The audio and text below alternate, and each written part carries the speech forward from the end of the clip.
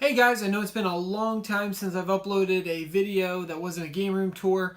I've been very busy, but I wanted to get a new video up there as soon as possible.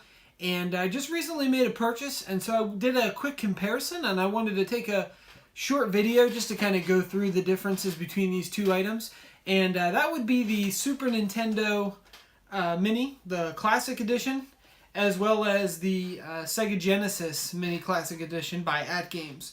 Both of them are 16-bit generation consoles, and I wanted to just kind of go through both of them, kind of give a brief summary of, the pros and cons of each, and then just tell you which one I would choose if I had to spend the money on one or the other.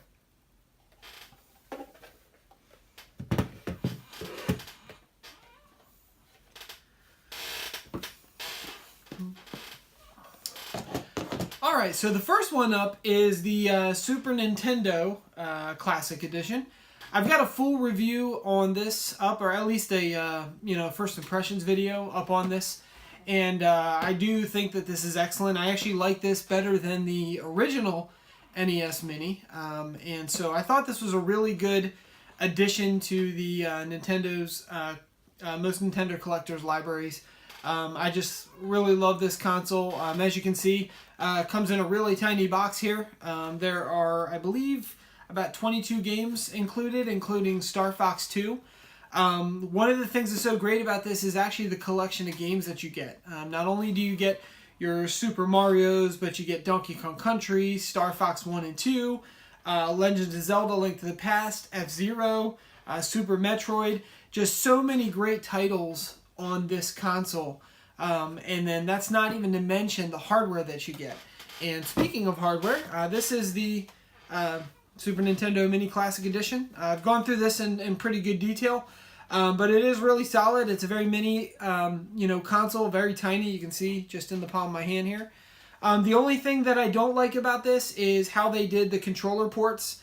Obviously you have to pull open this little slot on the front to get your controllers in there. I'm not really thrilled with that. I think that there must have been a better way to do that. I don't have any suggestions, but that would be my one complaint about the actual hardware of this. The controller is nearly identical to an actual Super Nintendo controller. The buttons, the D-pad, everything just feels great. It feels just like a regular Super Nintendo controller does. Only the cord is a little shorter than I'd like, a little bit longer than the NES Classic Edition's cord, but still a little bit shorter than I'd like. For that reason, I usually hook this up to my PC, my desktop screen through HDMI, and I play it on that instead of my television for that reason, because the cord is just too short, and it's easier to play when I'm sitting at a desk. Otherwise, you have the Wii connector that's been around for a while. That's being used, so you can use this on your Wii systems as well as Wii U. So I do love the controller. I love the games that you get with it. I love the hardware. I pretty much love just about everything about this. The only things that I'm not too thrilled with is pretty much the cord length and then the way that you plug the controllers into the front of the system there.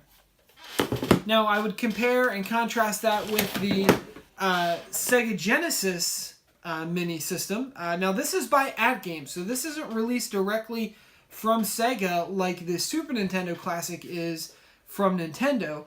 But as you can see, they went with a pretty, pretty close design to what the original Sega Genesis was. The only difference really is, lack of volume controls, and then you have the AtGames logo on here. So this is the box that it comes in. I actually picked this up for a steal. I got this for, under $30. So this is the Sega Genesis Flashback. It is a pretty decent console. The hardware I actually like for the console itself. I wish they wouldn't have put the AtGames logo on there, but I understand why they did. It's got an off and on switch right here, and then there's a menu button, similarly to how their reset button takes you back to the menu on the Super Nintendo Classic. You have two controller ports here, which will allow you to plug in an original Sega Genesis controller. We'll talk about that here in a little bit. You do get the HDMI port on the back, as well as the power cable. And then one of the things that I like about this system is that you get an actual cartridge slot. This is, and I'll go over this in a little bit more detail, but the cartridge slot is actually one thing that gives this a leg up on the Super Nintendo console. So we'll talk about that in a little bit more detail in a minute. But I do like that cartridge slot. Like I said, here's the box. Now this system actually comes with more games. It comes with 85 games. However, that's a little deceiving because a lot of the games, maybe not a lot, but a good portion of the games that you find on this, built into this console, are going to be just generic games, not Sega Genesis releases. So this console does have 85 games on it. A good percentage of them are Sega Genesis games, some Master System games, and then you've got some basically filler games that I could have probably done without. I would rather have had less games on there and just them left those filler games off of there. But this is the box. As you can see, it's a much bigger box in comparison with the Super Nintendo Classic Edition. On the back, gives you the list of games, some of the notable games that you'll find on the system. And then this one also comes with 2 controllers, just like the Super Nintendo Classic did. Now, the controllers on this system, they're okay. They're not great. They are wireless, and they do take batteries. You don't have the short, controller cable issue like the Super Nintendo Classic does.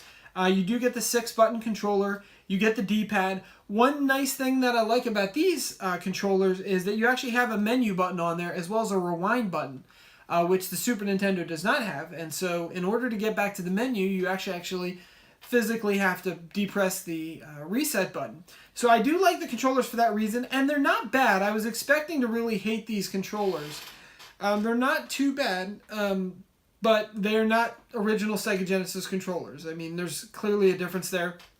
The one nice thing I do like about this system is the ability to go back and use the actual original controllers for the Sega Genesis, which you can do so by using the ports here on the front. So they did bake that option into it, which I really do love. And then the other big thing that I mentioned a little bit earlier about this console is the cartridge port. Now, this will fit regular Sega Genesis cartridges. The one kind of caveat to that is that not all cartridges are supported. So I've tried to look online and find a list of those that were supported and those that weren't.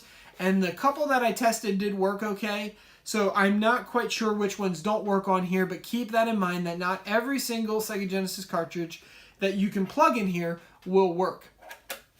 So that's just kind of a brief overview of the Sega Genesis console. Now, as far as which console I think is better, I would probably go back to the pros and cons of each. So basically the main issue that I have with the Sega Genesis console is going to be the built-in controllers. However, they get around that by giving the option of using the original controllers. But it's mostly going to be the games and the menu system for me. The games that they include with this, while there are some really good ones, there's a lot of Sonic games, some Mortal Kombat games, the Alex Kidd games are on there, Comic Zone. Some really good titles are in there, but you're not going to find some titles that I would have really liked to have seen on there. So I would say that the game selection isn't as great, and then also those filler games that they give you they're not that great either. I mean, they were basically just adding those so they could bump the number up to 85. So that would be my cons for this compared to the Super Nintendo, which I think the game catalog for this mini console basically stands out. I think there's so many just super classic games that they've included on there, and they don't put those filler games in there. Every single game that you find on this is a top-notch AAA title. Now, are there some games that I would have liked to have seen included, just like the mini Sega system? Absolutely, but the games that you do get are definitely worth the price tag. Now, the cost between these two, this one typically goes for about $70 new in most stores, and the Super Nintendo Classic goes for about $80. So the prices are pretty close, and the one thing that I do like about the Sega console is that if you don't have an original Sega, laying around, you can always buy this and use this for your cartridge games as well. So if you wanted to buy additional games to add to this, you could do so using the cartridge slot. So I really like that, and it's $10 less. However, if I had to give the nod to one of the two, I would go with the Super Nintendo, mostly because it's just more polished. It's released directly by Nintendo, so you know you're getting quality. The menu system I like is better. I like how they do the rewind and save states on the Super Nintendo.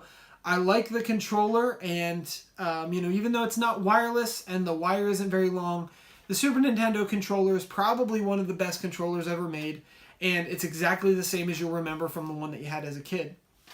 So in the end, if I had to face these two off, I would definitely go with the Super Nintendo Classic over the Sega Genesis Classic for your money.